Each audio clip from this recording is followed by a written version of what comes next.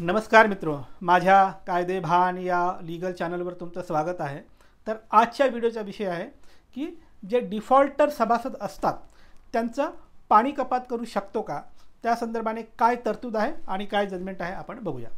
तर मित्रो, आपल्या सोसायटीमध्ये जेव्हा आपण सोसायटी चालवतो तेव्हा सोसायटी चालवण्यासाठी जो काही खर्च होतो, जो काही खर्च लागतो तो आपण सभासदाकडून मंथली मेंटेनन्सच्या रूपात पैसे आपण गोळा करतो आणि त्या कॉन्ट्रीब्युशनमधून आपण सोसायटीचा खर्च चालवतो, देखभाल चालवतो। हा सगळा खर्च त्या मेंटेनन्समधून होतो। पण आपल्याकडे असे काही महाभाग सभासद असतात जी लोक मेंटेनन्स देत नाही आणि मेंटेनन्स न देता दादागिरी करतात सोसायटीवर आणि तुमच्या सोयी आणि ज्या काही सुविधा आहेत त्या सगळ्या ते उपभोगत असतात। मग अशा लोकांची अजून एक ट्रिक असते। ते काय करतात, सोसायटीच्या नावाने एक दोन चार तक्रारी देऊन ठेवतात आणि ते कागदोपत्री असतात। काय असतात तक्रारी की माझ्या फ्लॅटमध्ये गळती होत आहे, माझं बाथरूममध्ये लिकेज आहे किंवा किचनमध्ये लिकेज आहे, सिंकला काही प्रॉब्लेम आहे किंवा अजून काहीतरी XYZ तक्रारी कागदावर लिहून त्या सोसायटीकडे देतात। त्याची परत त्यांच्याकडे असते। जेव्हा तुम्ही मेंटेनन्स मागता तेव्हा ही लोक हे कागद पुढे करतात आणि म्हणतात की माझी अमुक अमुक तक्रार सोसायटीने सॉल्व केलेली नाही आहे, त्याच्यामुळे मी मेंटेनन्स देत नाही असा डिफेन्स घेतात। आणि या चक्करमध्ये अधिकारी किंवा पदाधिकारी धजावत नाही त्यांच्याकडून मेंटेनन्स वसूल करण्यासाठी आणि याचा फायदा घेऊन हे लोक वर्षोनवर्ष मेंटेनन्स देत नाहीत। मग अशा लोकांकडून मेंटेनन्स करण्यासाठी तरतूद आहे का? हो, आपल्या सोसायटी कायद्यामध्ये ती तरतूद आहे। ती तरतूद म्हणजे तुम्ही वसुली दाखल्यासाठी तुम्ही अर्ज करू शकता DDRकडे। त्याची काय प्रक्रिया आहे? सिंपल आहे। एक महिन्याच्या इंटरवलनी 3 नोटीस पाठवायच्या। त्या नोटिसीनं जर त्याने उत्तर दिलं नाही दिलं त्या दोन्ही केसमध्ये तो पैसे देत नाही, हे जर फायनल सत्य असेल तर ह्या पाठवलेल्या 3 नोटीस त्याचे ट्रॅकिंग रिपोर्ट घेऊन जायचं DDRकडे, वसुली दाखल्यासाठी अर्ज दाखल करायचा। अर्ज दाखल केला की DDR सगळं तपासतो आणि वसुली दाखला देतो। वसुली दाखला एकदा हातात आलं की आता तुम्ही हा वसुली दाखला तुमचं फेडरेशन जे आहे फेडरेशनमध्ये द्यायचं। रिकव्हरी ऑफिसर रिकव्हरी करेलच त्याच्या पद्धतीने। तुम्ही काय करायचं, तुम्ही त्या मेंबरचं पाणी कपात करायचं। वसुली दाखला हातात आला की तुम्ही त्याला एक नोटीस द्या आणि पाणी कपात करा। आता प्रश्न पडतो की खरंच आपण पाणी कपात करू शकतो का? हो, करू शकता। त्या संदर्भाने काही जजमेंट आहे का? हो, जजमेंट आहे। रिसेंटली म्हणजे 2024 मध्ये ऑनरेबल जस्टिस घरोटे साहेब यांचा जजमेंट आहे। त्यांनी अशाच एक बदमाश जो सभासद आहे जो पैसे देत नव्हता आणि अशा सगळं त्यांनी ट्रिक खेळल्या होत्या की माझ्या फ्लॅटच्या वर यांनी पाण्याची टाकी बांधली, त्याच्यामुळे माझ्या फ्लॅटचं स्ट्रक्चर आता कमजोर झालं आहे वगैरे, त्याच्यामुळे त्यांनी ते रिपेअर करावं म्हणून मी पैसे देत नाही वगैरे वगैरे कारणं सांगून मेंटेनन्स देत नव्हता। या सभासदाच्या विरोधात त्या सोसायटीने वसुली दाखला मिळवला आणि वसुलीची प्रक्रिया सुरू झाली।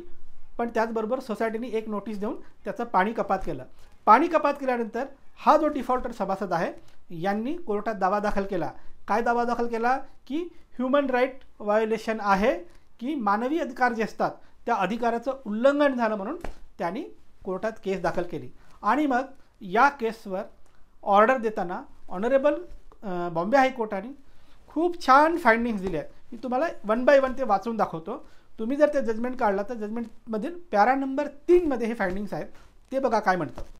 सोसायटीने मिळवलेला वसुली दाखला हा कायदेशीर आहे, तो एन्फोर्सेबल आहे असं म्हटलं आहे।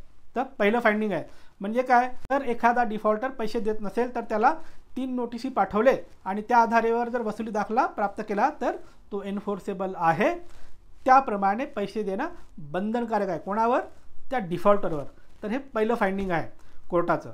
दुसरं फाइंडिंग आहे सोसायटीच्या सभासदांनी दर महिन्याला मेंटेनन्स भरणे जरुरी आहे।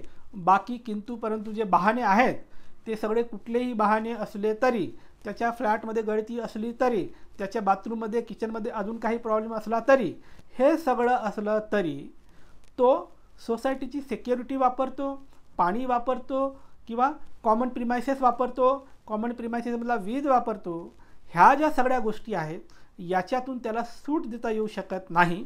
म्हणून फ्लॅटमधली तक्रार असली तरी या सेवांशी त्याचा काही थेट संबंध नसल्यामुळे या सेवा घेण्यासाठी जे काही मेंटेनन्स लागतं ते द्यावंच लागतं असं दुसरं फाइंडिंग आहे। तिसरं फाइंडिंग आहे DDRने जर वसुली दाखला मान्य केला आणि तो इश्यू केला याचा अर्थ हा जो कोणी सभासद आहे तो डिफॉल्टर आहे हे सिद्ध होतं। असं ऑनरेबल हायकोर्ट या जजमेंटमध्ये म्हणतं. चौथं फाइंडिंग आहे, ऑनरेबल कोर्ट म्हणतं की हा जो डिफॉल्टरवाला डिफॉल्ट करणारा सभासद आहे त्याचे सोसायटीच्या विरोधात अनेक तक्रारी असू शकतात, पण या अनेक तक्रारी आहेत म्हणून त्यांनी मेंटेनन्स देऊ नये हे न्यायाचं राहणार नाही. त्याच्या अनेक तक्रारी असल्या तरी त्यांनी मेंटेनन्स द्यायचाच असतो असं ऑनरेबल कोर्टाने म्हटलं. पाचवं आणि शेवटचं फाइंडिंग असं आहे, हे खूप महत्त्वाचं फाइंडिंग ऑनरेबल कोर्टाने याच्यात दिलं आहे. त्यांनी म्हटलं आहे की सोसायटीने जे काही पाणी कपात केलं याचा थेट संबंध मेंटेनन्सशी आहे, त्यामुळे हा डिफॉल्टर जो सभासद आहे तो याचा संबंध ह्युमन राईट व्हायोलेशनशी जोडू शकत नाही असं स्पष्ट उल्लेख ऑनरेबल बॉम्बे हायकोर्टाने या जजमेंटमध्ये केला आहे. त्याच्यामुळे जर तुमच्या सोसायटीमध्ये एखादा डिफॉल्टर असेल, तो पैसे देत नसेल आणि तो इतर तक्रारी तुमच्या विरोधात करून ठेवत असेल, यातलं सगळं केलं तरी या जजमेंटच्या आधारे सोसायटीचा हा अधिकार बनतो की त्यांनी अशा सभासदाच्या विरोधात कारवाई करावी, वसुली दाखला घ्यावा आणि एकदा वसुली दाखला मिळाला की त्याचं पाणी कपात करू शकता, पाण्याचं कनेक्शन तुम्ही तोडू शकता. आणि तुम्ही जर पाण्याचं कनेक्शन तोडलं तर तो तुमच्या विरोधात कुठलीही तक्रार करू शकणार नाही, केली तरी ती चालणार नाही. त्या पद्धतीचं जजमेंट ऑनरेबल बॉम्बे हायकोर्टाने आत्ता रिसेंटली म्हणजे 2024मध्ये दिलेलं आहे. त्यामुळे मित्र, सोसायटीचे पदाधिकारी आणि जे कोणी कमिटी मेंबर आहेत त्यांच्यासाठी खूप मोठा रिलीफ आहे, रिलीफ देणारा हे जजमेंट आहे.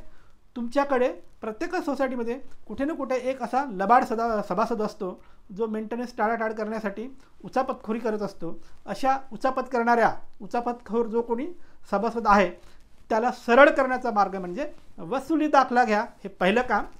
एकदा वसुली दाखला आला की नोटीस पाठवा आणि मग त्याचं पाणी कपात करा. या दोन गोष्टी केल्यात की तुमची जी काही मेंटेनन्स आहे किंवा मेंटेनन्सची वसुली आहे ती होईल. त्याच्या विरोधात न्याय आणि न्यायालय तुमच्या बाजूने आहे, डिफॉल्टरच्या बाजूने नाही. मित्र, तुमच्यासाठी असंच मी कायद्याचे व्हिडिओ आणत राहीन. कायद्याचं ज्ञान वाढवण्यासाठी कायदेभान पाहत राहा. आणि हो, माझ्याशी संपर्क करायचा असेल तर माझा नंबर तुमच्या स्क्रीनवर दिसतोय, पण थेट फोन करायचा नाही, अजिबात फोन करायचा नाही. बरीच लोक सांगूनसुद्धा फोन करतात, फोन करू नका. तुमचं नाव, गाव, जिल्हा आणि काम काय आहे ते लिहून व्हॉट्सॲपवर मेसेज करा. तुमच्या केसमध्ये मेरिट असेल तर आम्ही सल्ला देऊ. बाय.